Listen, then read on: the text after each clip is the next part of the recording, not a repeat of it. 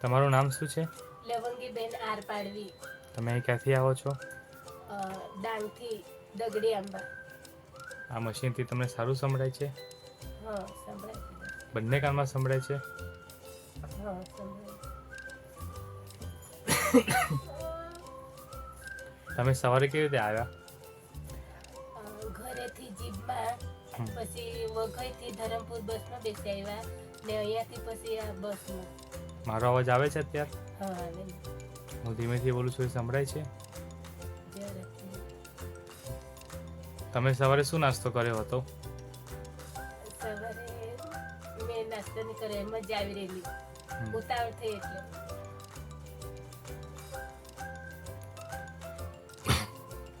આ મશીનથી પહેલાં કરતાં સારું સંભળાય છે?